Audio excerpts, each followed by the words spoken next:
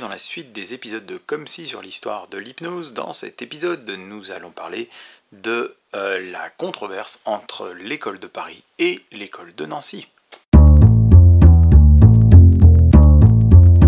Pour rappel, nous sommes à la fin du 19e siècle, le magnétisme est petit à petit devenu hypnotisme, le braidisme avait rendu acceptable à la communauté médicale le mesmérisme qui avait été rejeté par elle parce qu'il n'était pas très scientifique, et donc tout le monde s'y intéresse. Quand les anesthésistes, quand les chirurgiens commencent à se désintéresser à ça, finalement les gens qui étudient la neurologie s'y intéressent. Parmi eux, quelqu'un de très important, Jean-Martin Charcot. Jean-Martin Charcot était professeur de neurologie à la Pitié-Salpêtrière et c'est quelqu'un d'extrêmement important dans l'histoire de la neurologie, pas seulement parce qu'il a laissé à l'histoire le nom d'une maladie, la fameuse maladie de Charcot, la sclérose latérale amyotrophique, mais vraiment c'était un personnage important dans la neurologie en général. C'est-à-dire que même les classifications actuelles des maladies en neurologie sont encore inspirées de la classification qu'a établie Charcot. C'était un excellent clinicien, un très fin sémiologue, et qui a fait beaucoup avancer cette discipline dans son immense service de la Pitié-Salpêtrière. C'était même une des figures médicales françaises les plus reconnues et les plus respectées. À l'époque, fait partie de la neurologie, finalement, la psychologie expérimentale. Et on essaye d'explorer et de découvrir la psychologie un petit peu de la même manière que la neurologie, à partir des signes cliniques des maladies, à partir de la sémiologie.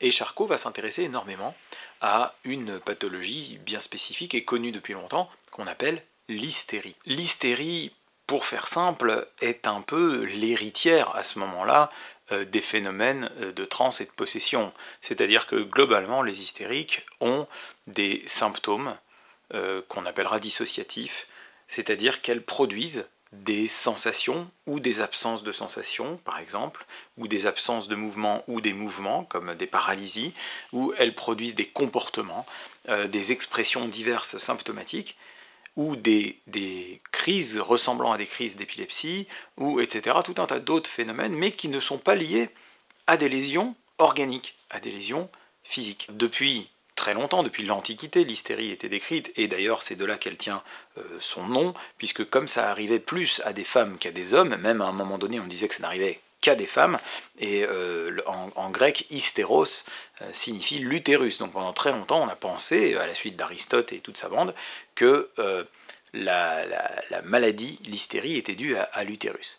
Alors Charcot étudie beaucoup l'hystérie, il étudie beaucoup l'épilepsie, il étudie beaucoup un certain nombre de pathologies, et pour lui, l'hystérie n'est pas du tout due à l'utérus, pour lui, l'hystérie est un problème psychologique. Pour lui, l'hystérie est un problème, une névrose, qui survient notamment à la suite de certains traumatismes. Il utilisera l'hypnose non pas pour soigner, mais pour étudier l'hystérie. C'est-à-dire que selon lui, l'hypnose est une sorte de névrose expérimentale. Quand on est en état d'hypnose, on reproduit l'hystérie, si bien que pour lui, c'est presque un signe d'une maladie. L'hypnose est une maladie en quelque sorte pour lui. L'hypnose est un état dans lequel ne peuvent entrer que les hystériques. Il n'y a que les hystériques qui peuvent entrer en hypnose, et si vous entrez en hypnose, c'est que vous êtes hystérique. Et on utilise l'hypnose pour étudier la maladie. Alors il y a ce célèbre tableau, les leçons du mardi, ça s'appelle, donc tous les mardis, Charcot faisait venir un malade devant ses élèves rassemblés, et il examinait le malade, c'était dans ce but de classification des maladies, et donc on examinait les scléroses en plaques, etc., et on examinait aussi les hystériques, et là ça montre l'examen d'une patiente assez célèbre, qui a une histoire très touchante d'ailleurs, qui s'appelle Blanche Whitman. Il y a eu un très beau livre qui a été écrit à son sujet. C'est une patiente qui a passé des années à la Pitié-Salpêtrière, une grande hystérique, comme on disait à l'époque, qui a eu beaucoup de symptômes, qui a beaucoup servi de cobaye à Charcot, et qui a fini avec le temps et les années même à travailler à la Pitié-Salpêtrière. Elle a été blanchisseuse, elle a travaillé la lingerie, et puis après elle a travaillé dans les premiers laboratoires de radiographie, puisque c'était les premières radiographies à l'époque, au début du XXe siècle, mais on ne se protégeait pas du tout des rayons, et elle a fini avec un cancer des mains, et elle est morte là-bas. Au-delà de son histoire tragique, ce qu'on voit dans cette photo, c'est Blanche Whitman qui est examinée sous hypnose, et elle est hypnotisée, et d'ailleurs elle tombe dans les bras, dans la posture d'opistotonos, elle tombe dans les bras d'Anton Babinski. Pour ceux qui connaissent la sémiologie neurologique, ça va vous dire quelque chose. Dans la salle, on voit Charcot qui explique à un grand nombre de ses élèves, dont certains sont restés célèbres, comme Pierre Janet, Pierre Marie, Gilles de la Tourette, et un certain nombre d'autres. Et ce qu'on va appeler l'école de Paris, c'est cette école qui, à la suite de Charcot, va prétendre que l'hypnose est un état de conscience pathologique dans lequel entrent les hystériques et qui permet d'étudier expérimentalement les névroses. Pendant ce temps, à Nancy est en train de naître une autre école, l'école qu'on appellera l'école de Nancy. Dans l'école de Nancy, elle est surtout connue pour 4 personnages, Bernheim, Liébaud, Liégeois et Bonis. Pour les besoins de la vidéo, je vais m'intéresser essentiellement à Bernheim et Liébaud, mais les deux autres ont eu leur part dans tout cela. Le premier d'entre eux, c'est quand même Liébaud. Liébaud est un médecin généraliste de campagne qui pratique l'hypnotisme et qui le pratique beaucoup et sur un très très grand nombre d'affections psychologiques, psychosomatiques, voire somatiques. Et il est un petit peu la caricature, dans le bon sens du terme, du médecin généraliste de campagne dévoué. Il bosse sur des horaires pas possibles, il reçoit les gens quasiment gratuitement, dans un grand dénuement, on dit que certains de ses vêtements étaient troués, enfin, et il pratique de l'hypnose, et il pense que le phénomène central de l'hypnose, c'est la suggestion. Que la suggestion verbale, c'est-à-dire de donner une idée qui se transforme en une réalité physique ou psychique chez l'individu qui reçoit la suggestion, eh bien c'est ça le centre de l'hypnose, et il pratique énormément. Et puis par tout un truchement de circonstances dans lesquelles je n'ai pas le temps d'entrer, il se trouve que quelqu'un en entend parler, et ce quelqu'un c'est le professeur Bernheim. Le professeur Bernheim, c'est un professeur qui vient d'Alsace en fait, qui vient de Colmar, et qui a fui l'Alsace au moment où la guerre de 1870 a été perdue par la France, et donc il est arrivé à la faculté de médecine de Nancy, qui avait été créée pour recevoir les professeurs de médecine alsaciens qui désiraient rester français.